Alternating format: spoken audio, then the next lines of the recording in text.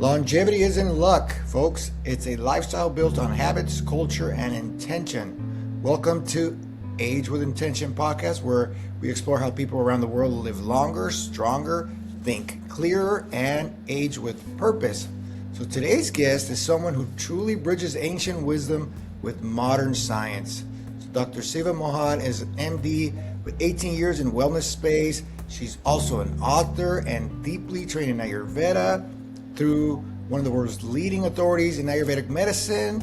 She'll go into that later, but through her background in neuroscience and behavioral change, she helped people understand how to bio-optimize their health using personalized strategies rooted in both Eastern and Western medicine. So today we're going to dive into Ayurveda and epigenetics that come together and how your daily habits may be shaping your biology more than you think.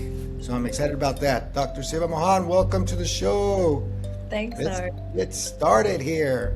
So obviously I'm going to ask you to share your story with us, how you did end up in this journey of yours, and you evolved from being trained in Western medicine at Cornell University, out of all places, right? And to dive into the how did you dive into Ayurveda right after that, or was it in between? And let us know a little bit about your personal approach now. Yeah, I think my journey, probably the core thread that's consistent, is wanting to just understand how do we best choose for ourselves. And inherent in that is the mind-body connection, right? So my undergrad degree was in neuroscience. And then in med school, I did a lot of intentioning to be in psychiatry. And after med school, I actually went and instead got a master's in public health, all centering around health behavior change, also in international and developing settings. So right after that, I went into public health consulting, and in places where there really isn't a lot of health infrastructure. So working for places like the UN and the CDC and some of the bigger foundations in the healthcare space. And in these rural settings, indigenous medicine is really the mainstay. And at this point in my life, supposedly I have these great degrees from these great institutions, and I know a lot about medicine and health, and yet I was starting to see all kinds of things break down in my own body. So I developed autoimmune patterns. They were showing in several different ways. The parts of your body that let you know the fastest, like your skin, your gut, they were all showing Big ones. lots of things, and I didn't know how to read it. And so, of course, going to the doctors, there's no reason why you have what you have that's given or explained. And it's kind of just a very victimized experience of, here's a diagnosis, and we don't really know why you got here. Because, I was young, active, ate healthy, right? Like, why did I have all these things going on? And not only was I not given an answer, I wasn't really given a solution. So it was kind of like, well, you can take, things to suppress your immune system or to suppress the symptoms. And as you know, medications for any autoimmune situation, they're terrible for your body. They have a lot of side effects. And then to take it for the rest of your life and to be faced with those decisions in my mid-20s. That was very early age, yeah. Very early age, right? So it's just kind of like, this is really not okay. And, I decided to go into public health for medicine instead of into the practice of medicine. I think because I was already feeling disillusioned with the last couple of years of med school, not feeling like we were really healing anybody, and seeing a lot more of the medical industrial complex, and kind of the agenda to make money is really driven on the only two things a doctor can give you, which are diagnostic tests or prescriptions, right? Right. That I went to one of the top med schools in not just the country, but in the world, and that we really didn't have any education on food as medicine or nutrition, or that the not to say that conventional medicine is not incredible and that I don't use it myself for my family, and but it has its place.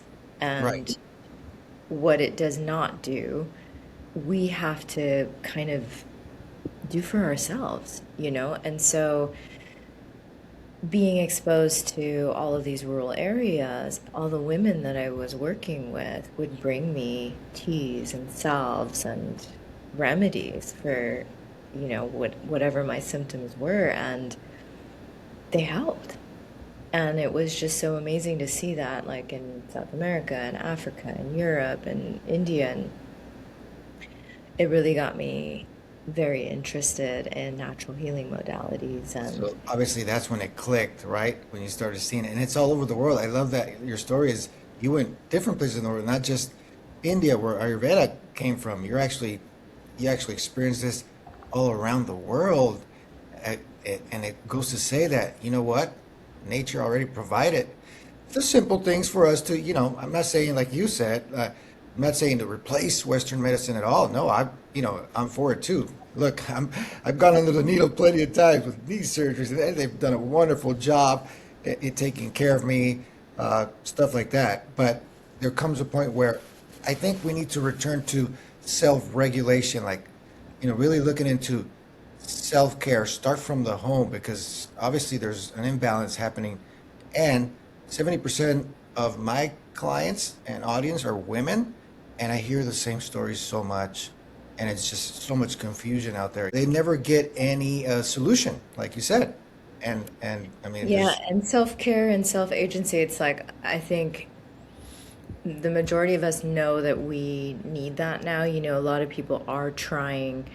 I want to say like 70% at least of the American population alone, hmm and this is old data, is engaging in complementary and alternative medicine. But the what to do you know what I mean? There's just too many options, and self-care can turn into a full-time job. And if you look at all the trends and the influencers and the constant exposure to you should be doing this, it's and then just being an average, woman midlife, it's like, oh, you want to support your bones, you want to support your hair, you want to support your hormones, oh, but your gut, oh, wait, your nervous system, oh, but you want to look good in your skin. It's like like, how can you do it all? It's just so much. And then some days you're tired, and if you go in with a non-specific symptom, like low energy, like headaches, like your gut's just not functioning right, you're not sleeping great, that could be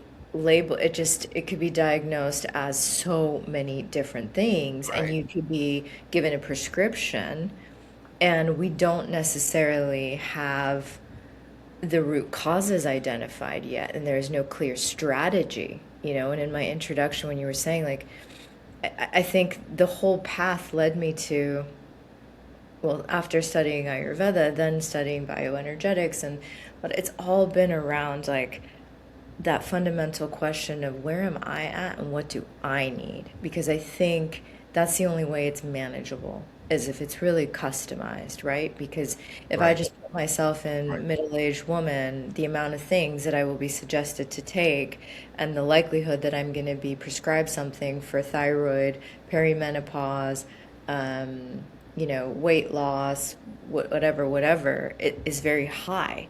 But I don't know exactly what my body needs, because our approach in conventional is that we don't do a very full, clean, robust, big picture of here's all of what's going on at a systems level, and let's dial in what the priorities are, and let's put that into a strategy for you, right? That doesn't happen. So it's just like, you have this symptom, here's a reaction, prescription. You have this symptom, here's a reaction prescription. And that could be even for supplements, right? Exactly. I mean, it's been And happening with you look at functional medicine, it's an alternative. You look at, like you said, a lot of influencers on social media take this, what I'm doing, take that. And it's like so away from something customizable. No one's teaching the customization because I guess it's too much time consuming. And really, you have to go deep with that individual. And it's not happening. They complain about Western medicine, but they're kind of doing the same thing. When I look at them, like, you're doing the same reductionist methods, just with supplements. Exactly. And it's too many supplements. I mean, anyone Right. that's to a functional medicine doctor, we all had that experience. And the first, it's like literally 20 bottles that, and thousands of dollars. And that's after thousands of dollars of testing. And then you just can't keep up with it. And it's just not realistic. And then you feel all this guilt and shame, and you know you've got this internal conflict that you're maybe not supporting things in your body, but you just don't have the capacity. So actually, it's funny because now I found something that I think is an amazing big picture systems level overview, and I've been using it with every one of my clients now because it does help give me that quick scan of all of the major important things. Like, for example, generally we're not looking for heavy metals, we're not looking for parasites, we're not looking for mold, unless you go in and you really complain and you advocate and then you take some expensive esoteric tests. But these kinds of like background disruptors could be causing so much, and they can be cleared out. So it's like, why wouldn't we think to check for that and clear them out before we just start loading people up with Right. prescriptions? Or another thing that baffles me is, when we do our annual labs, even people that are like responsible, and I go to the doctor and I do my labs and I check in on my body, we're not testing for all of the key micronutrients, vitamins, minerals, fatty acids, amino acids, the basic building blocks that your body needs to do what it's supposed to do. And so many of us are deficient in this because we're not eating seasonally. We're not eating off of a farm anymore. We are eating out a lot. We're eating processed foods, the soil quality, blah, blah, blah, blah, blah, right? And you can't take everything, but it would be so nice to know what building blocks might you be missing. And those are just two examples. Those are like the first two phases of the strategy that I walk my clients through, because that's not even addressing a problem yet. That's Right. just Right. checking in on, It's hey, just what's checking. your body dealing with? And let's make sure it's well supported before we start blaming it for not functioning well in the other parts, right? Because Exactly. if you're really low in a certain vitamin, certain functions are going to be deficient and you could be diagnosed with something, right? And if you're really dealing with some kind of environmental toxin or a parasitic burden, again, you could get diagnosed with, something and prescribe something, and yet we could have attended to that, right? So this is where epigenetics comes in, because the test that I'm using is an epigenetic test, because we can't test for all of that stuff in the conventional setting. The amount of blood tests and stool tests, and it's just It's very expensive, by the possible. way, because I've been there, done that. It's very expensive. Yes. Yeah. So, So when okay, we you're right can about do that. something like, Epigenetics. take a hair sample and read off all the frequencies and see Hmm. the flags, and then we know where to go do further discovery and further diagnostic testing if needed, right? Right. Yeah. So, for someone that's hearing about Ayurveda for the first time, believe it or not, there's many people that have no clue what it is. Give us your perspective and how does it differ from the modern medicine? You kind of already touched on it, but just give us your perspective. And also, where does epigenetics come into play when we talk about long-term health and aging? Yeah. So much to say in that, so bear with me Yeah, it's here. so long. Like those are quite large considerations. So, Ayurveda to me, in a nutshell, is a living, breathing practice of what I was saying earlier. Where am I at? What do I need? Understanding our body's patterns and having some natural tools to be able to attend to those patterns and shift them in the direction that feels better. That's it. People get hung up on the Vata Pitta Kapha and all of this, and I think one of the reasons that I became a thought leader in Ayurveda is because I'm questioning the status quo. I do not believe in constitutional typing. I focus entirely on current state because where you are now is what we want to attend to, not how you were made. Right. So Ayurveda, in a nutshell, it's energetic patterns that we're mapping. You can learn the language, you can learn the mapping, but essentially it is that practice of where am I at? What do I need? And that could be, waking up in the morning and observing what's your energy level, how's your mental clarity, what are your bowel movements like, what's your appetite like, what's the level of coating on your tongue, how do your joints feel. Right there you have so much information on where you're at and what you need, and then you make those micro choices throughout the day, what you're eating, who you're spending time with, what kind of exercise you do, what kind of self-care you do, what herbs you take, what supplements, etc., based on the patterns that you're seeing, right? So it's a real-time relationship with your body where your body's giving you, here's where I'm at and what I need, and you're like, okay, well, here it is, and then you just keep that relationship going. So that's the short answer on Ayurveda. I believe you asked me how it's distinct from modern medicine, or let's say conventional medicine. And I want to Conventional. take a side here right now, and this is a little bit of a soapbox, but conventional medicine is not modern medicine for me. To me, modern would mean that it reflects the incredible, insane, never before, like only in modern times, access that we have to all these modalities.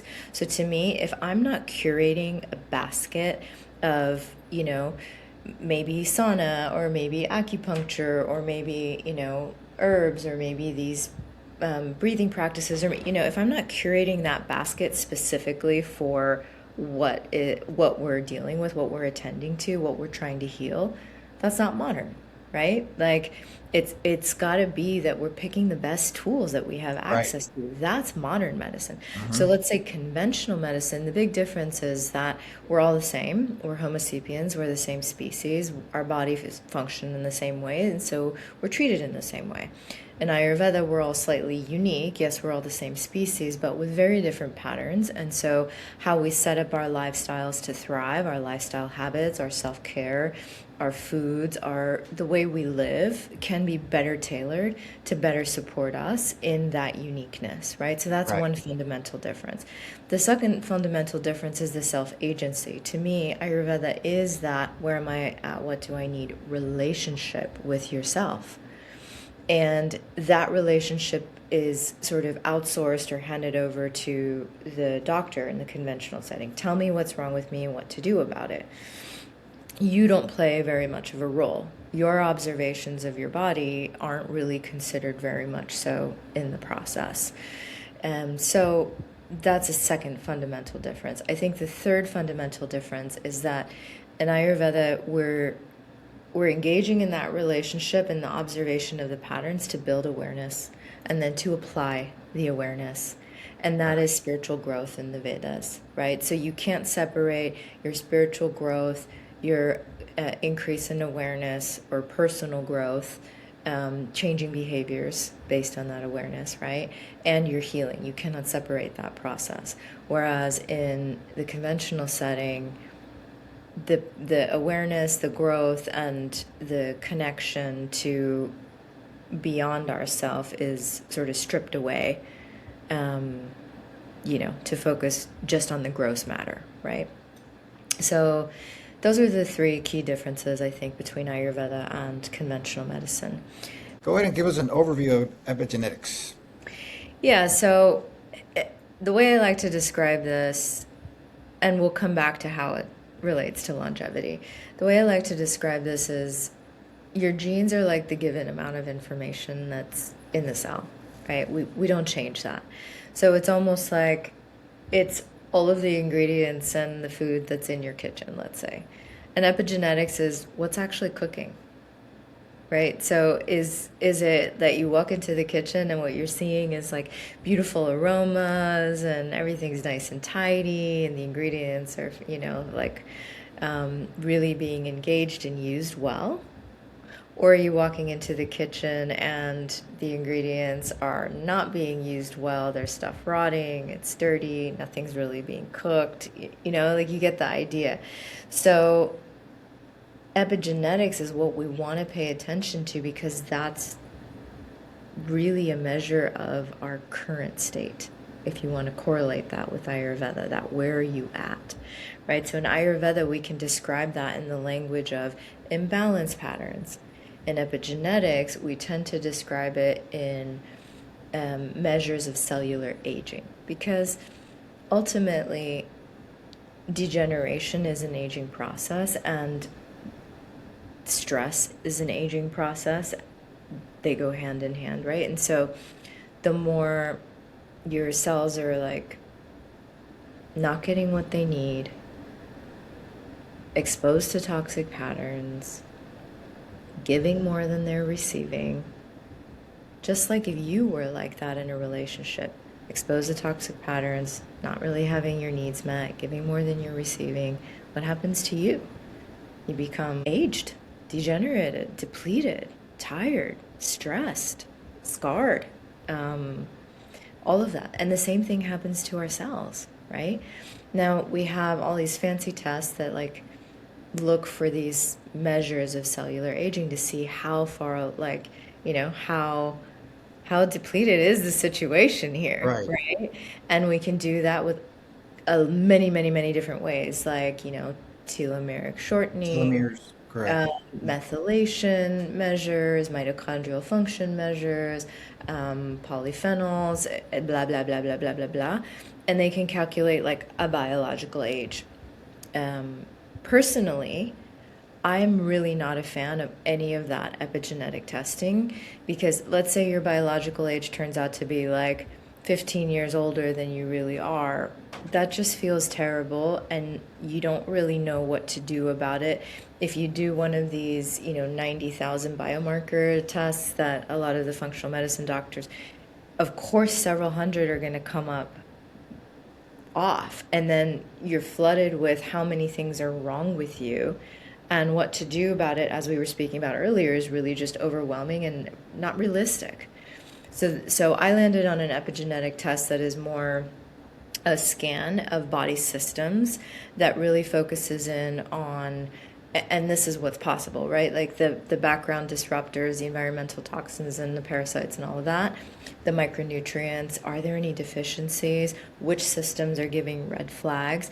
Because that is a test where the results are actionable for me. And it's like Right. communication from my body, like, oh, the immune system gave a flag. Oh, we'll look at these vitamin deficiencies. Oh, okay, like this makes sense. And then I know how to put into the strategy what to do about it, right? Correct. Okay. And this ties into like the self-agency that I was talking about in the relationship with self. Because this is a simple hair test that you mail in, it's such a great way, I think, to test and monitor because then in a few months of taking whatever supplements or doing whatever interventions, eating foods, like for example, I eat 3 Brazil nuts every day because I know that's my food-based selenium and that supports my thyroid and my test results showed Love me that those. I needed that, right? And I don't pop a pill for it. And that's great for in so many different ways, right? But now, is it enough? Right? Because you don't want to take supplements forever. So again, I can retest in a few months of doing that and see if my body's still flagging that that's deficient, right? And so it's this way that we can check in. It's a tool that we can check in to play that game of where am I at? What do I need? Not just by observing signs and symptom patterns in our body, but actually getting a read on all of those other things as well. So for Right. me, I think this is one of the greatest tools in longevity because, again, even in the longevity space, the amount of things that you should be taking is insane or could be taking is insane. But to know more so, hey, I need these 4 vitamins or I need these 2 amino acids more so, right? Or I need more omega-3, whatever it is, that's a tailored from your body message on this is what is missing. And when you give your body what's missing and you take away the toxic patterns, Well, that's going to slow cellular aging, right? Because it puts the cell back into the place where it has its needs met. It's not having to deal with all these backgrounds like depleters and inflammers, and it creates more balance. So it's more targeted longevity.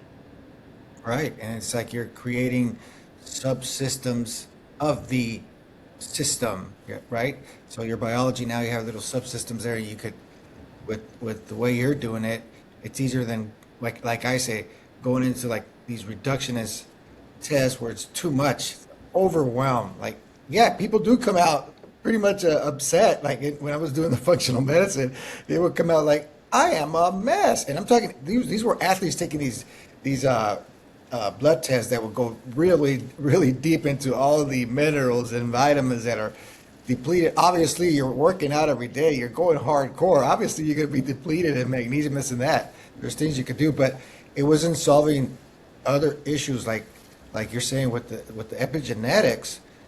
We haven't touched on it, but I guess we're looking at emotional stress here, especially with a lot of people going over 40. Like once you turn 40, there's the perimenopause. There's I don't know what to say, but there seems to be like a blame on that perimenopause or menopause, but we're not really looking at how can we make that process through that time of your life better. And I guess with the Ayurveda and addressing the gene expression, uh, it's something that could be applied easier, I think, than say functional medicine. And that's why you letting us know that it's amazing. Well, the So, thanks. combination is like, let's use the technology and get the deeper read on what your body really needs right now. But then the Ayurveda comes in because, like in the example I gave with myself and the Brazil nuts, right? Like there's the emphasis on using natural and food-based sources to heal, thereby minimizing the amount of pills you're taking. And it's a relationship. It's sweet, like when I have my little Brazil nuts, it's like, oh, I'm supporting my Yeah, thyroid. It's like exactly. there's a feeling of it, because we can do that with food in a way that we don't really do with pills. But I think, perimenopause actually is a pretty simple situation in that, like, technically, if you just do hormone optimization, supposedly that should solve everything, right? But it's not. It's not. Then it's like, oh, wait, even if you've taken the hormones, you still need to eat a small animal worth of protein every day. You still need to weight train, and probably you still don't feel great. Right? So rather than focusing on the total amount of protein that I need, I would rather want to know which amino acids is my body deficient in and make sure that I'm getting all the amino acids that I need, right? Rather than just blaming everything on perimenopause, I think we need to understand that if that was the only issue, which is just the decline in the hormones, then taking the hormones would solve it. Would solve it. Right. So clearly it's aging that really is the issue, and it's what we were just talking about in the cellular level. Then imagine the whole organ, imagine the whole tissue systems are like this, and they're functioning less optimally, and there's more gunk built up, and we feel it. Right. Okay, so if someone wanted to start influencing their gene expression in a positive way, where would they begin? What are the high impact daily habits they could start doing to shift that biology, and because I know you say you obviously it's not going to be easy uh, for a beginner. So what can they at least start doing? Well, there's five, like I did a recent lit review, and there's five major kind of levers that we know we have proven affect cellular aging that are just lifestyle. So, that's going to be all of the same stuff that you really hear in Ayurveda, right? So it's going to be the um, nutrition that's going to be more of like whole foods, seasonal eating. It's going to be exercise. So some combination of working out your cardiovascular system plus resistance. It's going to be sleep and specifically getting a consistent 7 to 9 hours on a circadian rhythm. It's going to be stress reduction. So whatever, what they've tested really is just adding in mindfulness practices, right? And it's going to be reducing toxins. So, eating organic, having that sort of clean, low tox lifestyle in your home, but it's like pollutants, medications, ultra processed foods, all those things are not so great. So, just those 5 areas like nutrition, exercise, sleep, stress, toxins is where everybody should focus. The more we do, the more we gain because there's a synergistic effect. Right. Actually, it's not like a 1 + 1 = 2. It's actually, like a 1 + 1 = 2.5 sort of situation. So there's no way around the fact that living well is how you stay healthy, period. Right. So I don't think that like we can biohack what living well does. There's no like you can Right. take all the supplements you want, and if you're not living well, it's not gonna fly.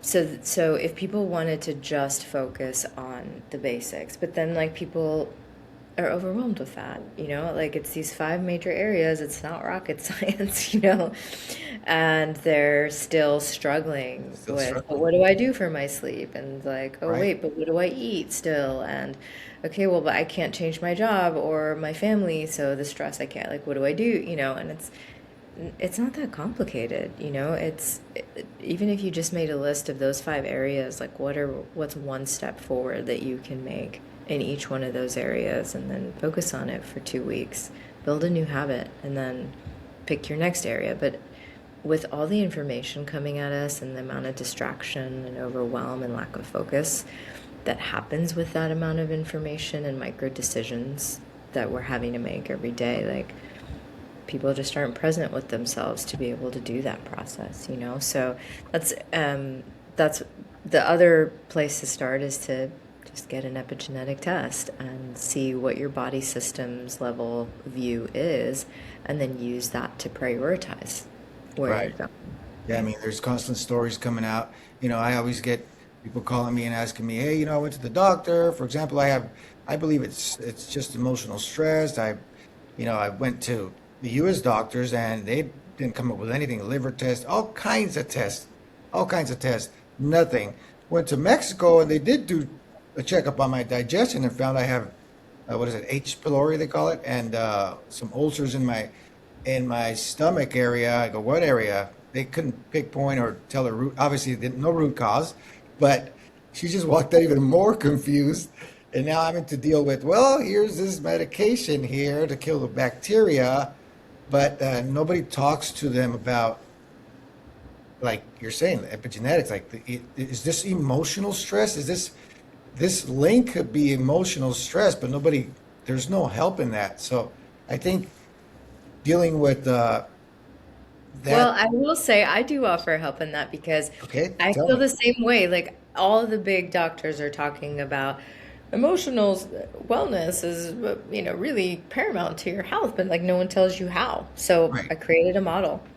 It's in my book, and I do probably about 2 or 3 retreats a year, just a deep dive into teaching people how do you stay emotionally well, because it's not going to therapy, that's awesome and it serves its place, but like to really break down and understand in any given situation, how do I choose what's energetically beneficial for me, not just on like a physical like food kind of level, but also on a psycho-spiritual level. Right. I mean, because that's bringing what I always explain is like, well, it's kind of like carrying coal, hot coal in your hands. And if you're not doing something on a spiritual level, right, then you're disconnected and you're having to carry this heat, this fire in your belly, and it's causing these issues come out. You're holding on, like holding on a fist, and you're not releasing. But it's just something that needs to be better explained. And like you said, you have that. on your retreats on that, which is great. We'll make sure we include that before we Yeah, because if you look at the body part that's affected in any given situation, like these have been well mapped, right? So when someone's having so much inflammation and ulceration, and it's like you got to look at like what are you digesting in life, right? And and not just food. You're talking digestion and overall life. where is there a deterioration of, you know, healthy boundaries and anger and resentment about that, for example? And I'm just running with this example of the gastric ulcers, but like any different pattern in the body, everyone has psychospiritual roots or emotional roots, and those can be mapped. And so it can be tailored, right? Like, I don't want people to feel that, like, global skills to be able to receive and respond to your life in a way where you're choosing the responses to keep yourself in a good emotional place is one thing, but also everything that's happening in the body started in the subtle energetic body. That's a core tenet of Ayurveda you're probably familiar with. And so if you really want to heal, we can attend to the physical body, but you have to also attend to the subtle energetic roots of like, why did this happen in the first place? Exactly.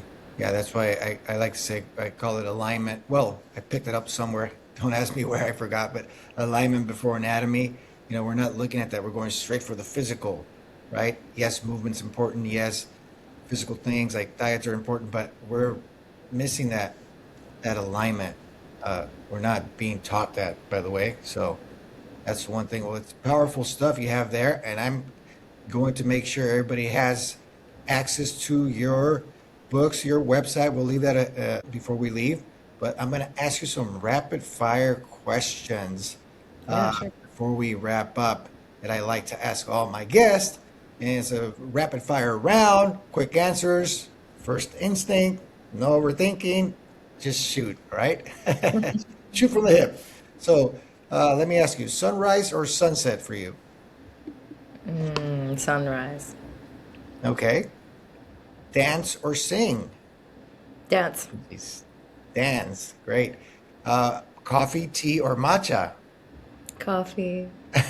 You gave away that answer early. Great. Barefoot or shoes on the sand? Oh, barefoot everywhere. One of my pet peeves there when I see people on the sand with shoes. Alignment or movement first?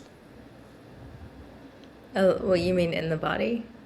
Yes. Al Signal. alignment. Okay, great. I say that too. So, one food you'd never give up, this you could think about.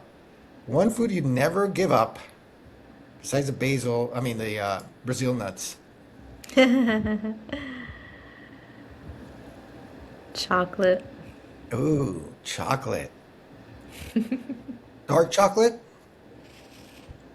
No, not Doesn't really. matter. Just, I mean, I guess I do eat more dark chocolate, but just like good Any good quality chocolate, chocolate. high Yeah. quality.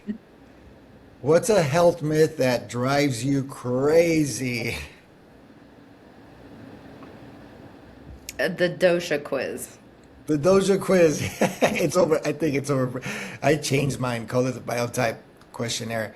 And I'm going to tell you, not to brag, but I do use what you just mentioned, analysis. Let's assess. Let's acknowledge what we have. Okay, good. But then let's do assessments on a daily basis to where we're at, how we're feeling, so that you get it more into the analysis instead of just, okay, I'm this, yay, which I used to love doing, but now it's more of a, yeah, let's look at the disturbances in those energies, right? So, yeah, I've gotten away from the biotype thing, the doshas. So thanks. I feel like, ooh. Okay, so let me ask you this. Let's go into a time machine question here before we close, okay? If you could go back and sit down with the 25-year-old self of you just a couple of years back, and just for 5 minutes, what is one of the pieces of advice you would give yourself, your younger self, uh, with the couple minutes you had with her?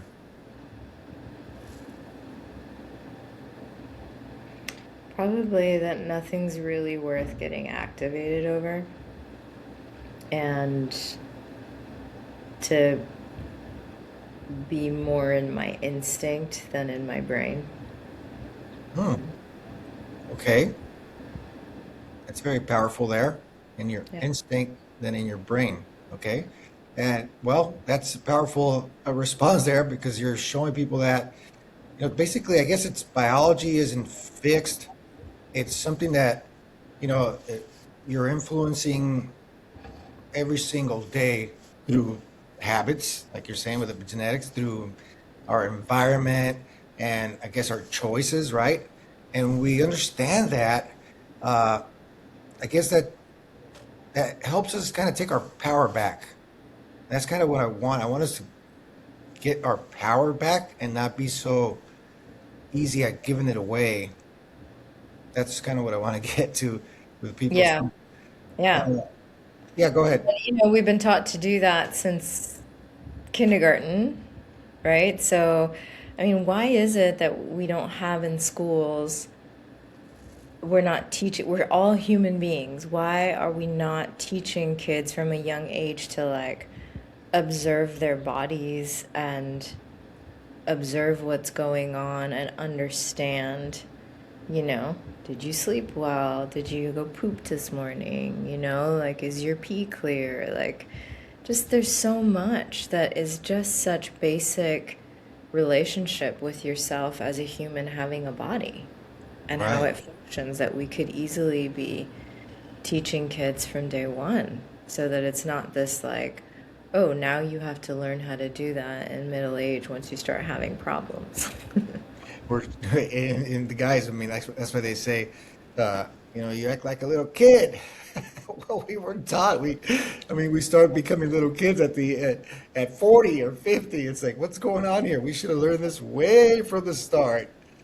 So, where can people find you, connect with you, and learn more about your work? I'm gonna put right here on the bottom members.ayurveda siva.com. I'll put that out. But where else can they find you?